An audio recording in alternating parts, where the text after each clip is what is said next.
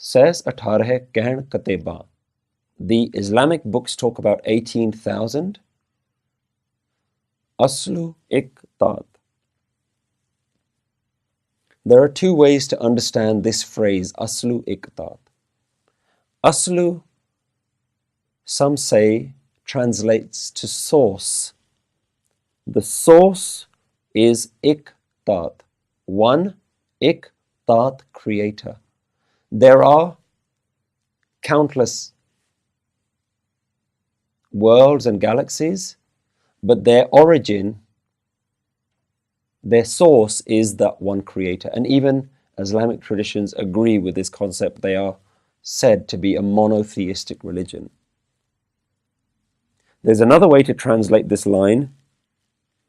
Aslu meaning asli, the reality, is ik, oneness is the reality of tat, tat being creation, being maya. So we can translate the second half being they were created from one source, or oneness is the reality of creation.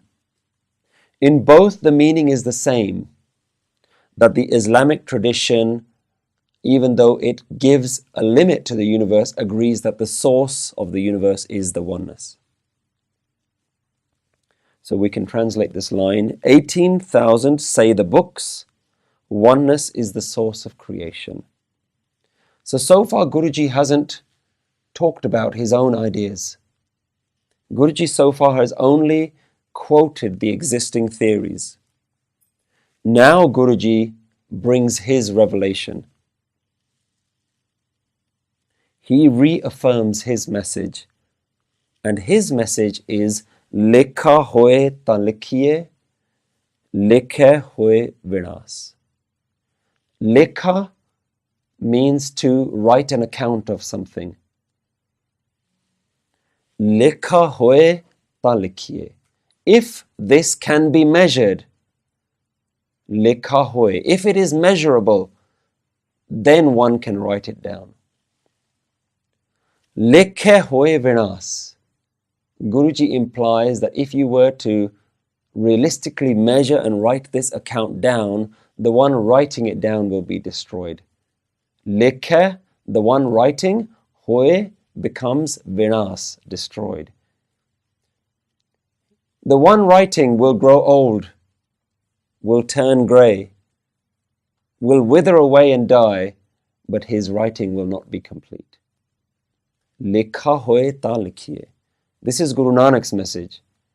The previous traditions have tried to quantify the universe. Guru Nanak's message is the universe cannot be quantified. This is the same message that Guru Nanak has been saying right from Pauri 16. When he first started talking about Sabna Likhya Vodi Kalam, this idea of this continuous pen that continues to write the message of creation, the rules of creation, the next moment of creation. E lekha likh jane koi. If one knows how to write this writing, lekha likhya keta hoy, then what would this writing be like? Guruji has used this same analogy time and time again.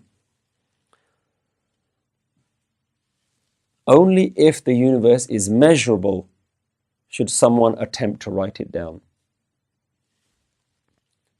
But the writing will never be complete.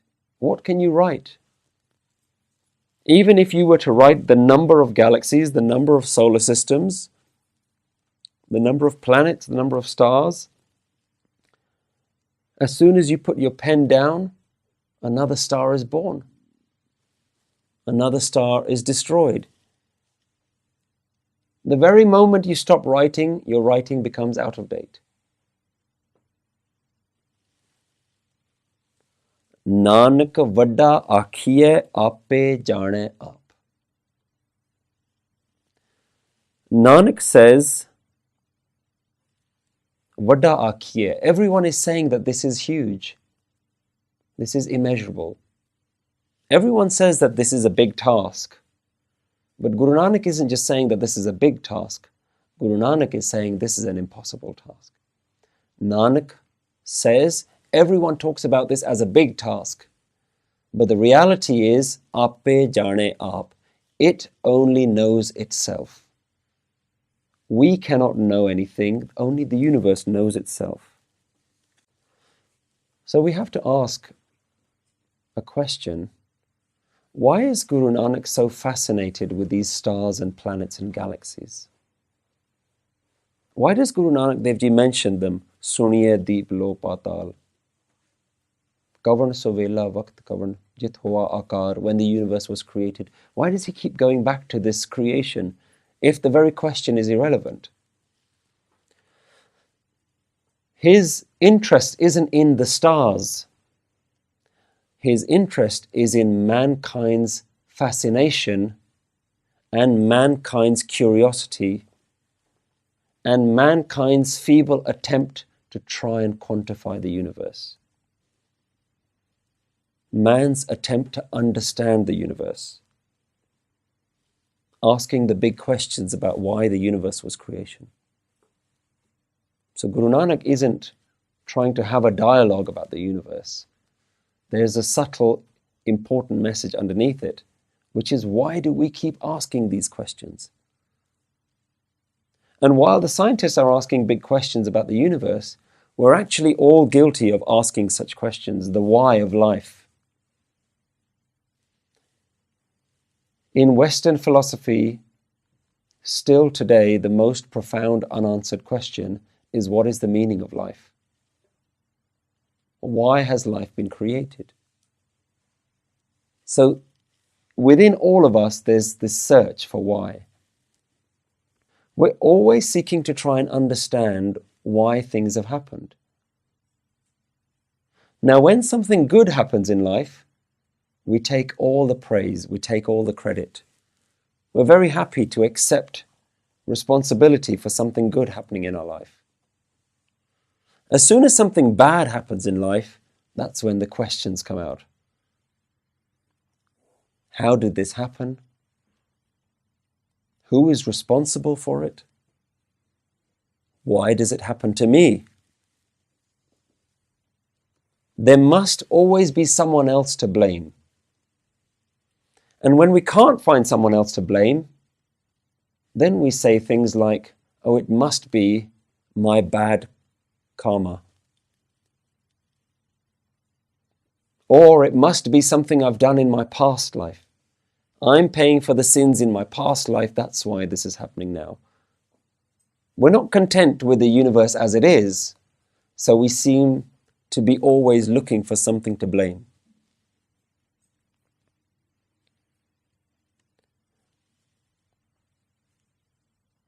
But the questions never change the reality.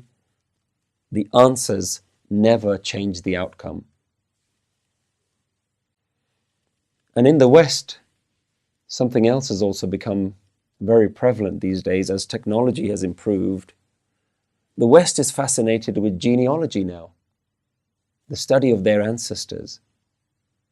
Now people are going to look at who was their great-great-uncle, what was his job, what was his habits, who was he married to, how many children did they have, as though somehow that can answer some questions about our life. What are they trying to do? It's a way of trying to get some sort of comfort, a sense of belonging. We're trying to fill a void that we all know we have. Everyone knows that within them there is something lacking, some emptiness. And we're all afraid of that emptiness. We're all running away from that emptiness. And we know that that emptiness is deep and dark and empty like the expanse of space. So what do? We try and fill that emptiness with external things. We fill our brains with knowledge. We fill our bodies with food. And we fill our homes with possessions. all in an attempt to fill a void that can never be filled by external things. Everything that we do, all the books that we read, all the experiences that we have, what are we doing? We're trying to build up a storage bank of memories. But memories remain about the past. The void is now. And when we don't have anything more to do with the past, then we start building aspirations, ambitions, hopes for the future. Like somehow if we achieve some more things in the future, that will fill the void. So maybe when I complete my education and get the job that I've always wanted, maybe when I get the pay rise that I want, maybe then I'll be happy. If I'm single, maybe when I get married. If I'm in a relationship, maybe when I get out of that relationship. It's always the next step. It's always somewhere in the future. But the void constantly remains now.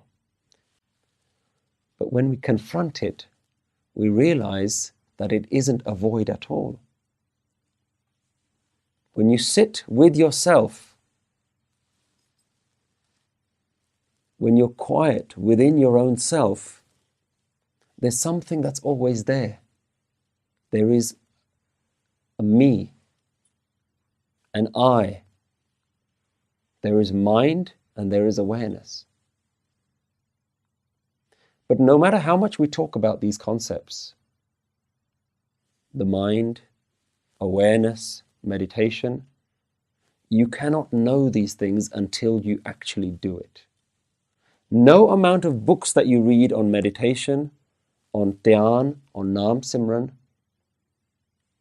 no amount of books that you read will bring that experience. You have to do it.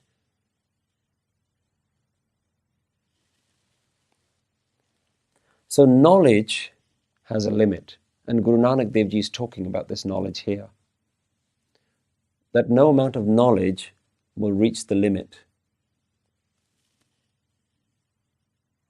But Nanak Vadda Akhiye Ape Jane Aap. The universe knows all its own knowledge. And if the universe knows all of its own knowledge, then you can know all of your own knowledge because you are part of the universe.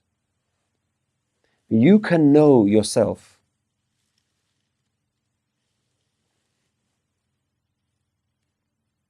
And when you know yourself, your emptiness will get filled. So Guru Nanak Dev Ji's message here is one that we can relate back to ourselves. Waheguru Ji Ka Khalsa, Waheguru Ji Ki Fateh.